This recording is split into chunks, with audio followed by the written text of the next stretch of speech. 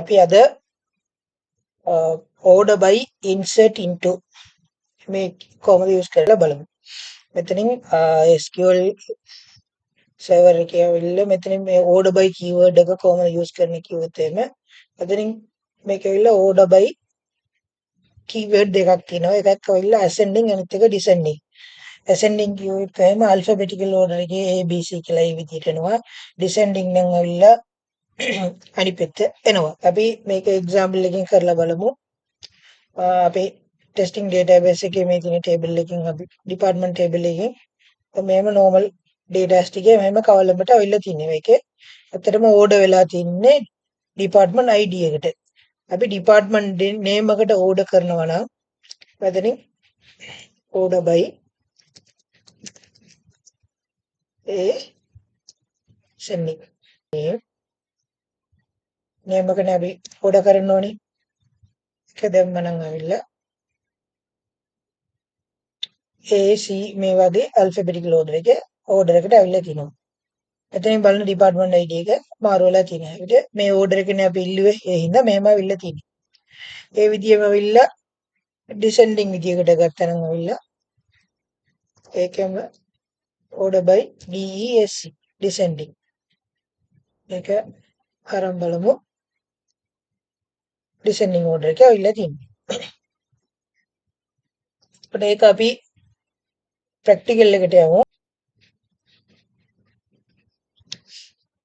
order by එක select all record from the customer table, sort the result alphabetically by the column city.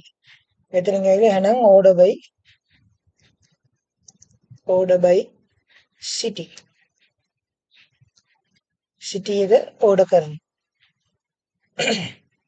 ඊළඟ එක මොකද්ද?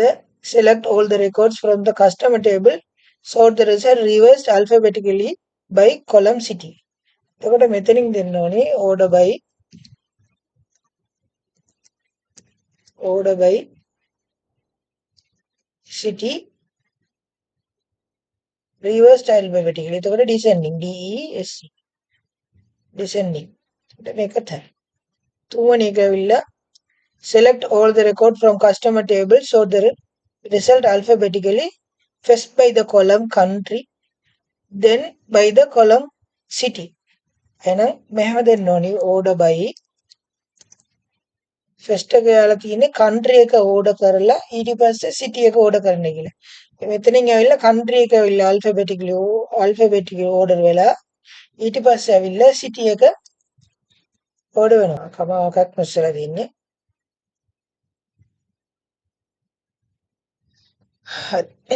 ඊළඟට ඇවිල්ලා insert into කියන්නේ අපිට ඇවිල්ලා මේ table එකෙන් ඇවිල්ලා data's ටික අපිට pass කරගන්න ඕනේ.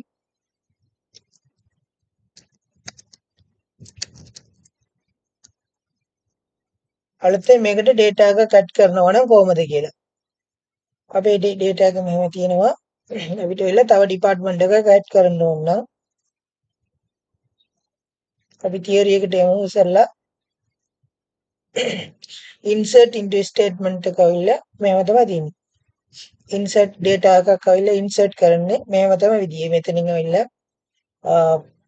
insert into එක දෙනවා. ඊට පස්සේ table name එක ඊට පස්සේ අපිට අදාළ column name එක දෙන්න ඕනි. ඒ විදියම ඇවිල්ලා ඒ values එකෙන් ඒ විදියටම මේ order එකට තමයි value එකත් pass කරන්න ඕනේ. එතකොට column 1 එක නම් ඇවිල්ලා value එකත් column 1 එකට අදාළ value එක තමයි අපිට pass කරන්න තියෙන්නේ. හරිද? අපි මෙතන මෙහෙම අපි practical එකට යමු. insert into අපේ table name එක ඇවිල්ලා department. right? ඊළඟට open bracket අපිට pass කරන values එක ඇවිල්ලා department name එක department ID එක නම් pass කරන්න ඕනේ. මේක auto increment එක ඇවිල්ලා අනිත් එක ඇවිල්ලා members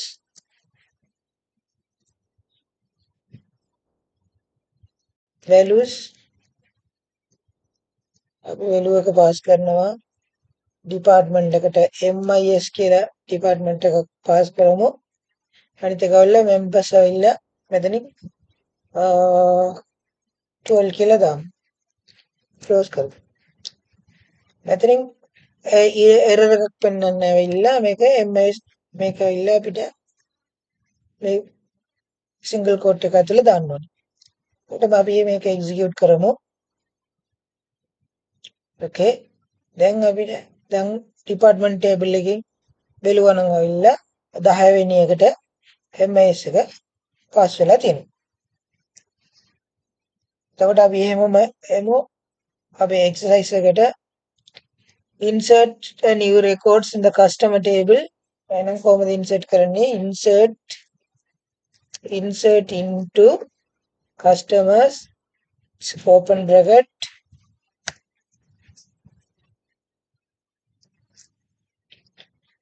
country මේ ටික අපිට පාස් කරන්න ඕනේ close bracket.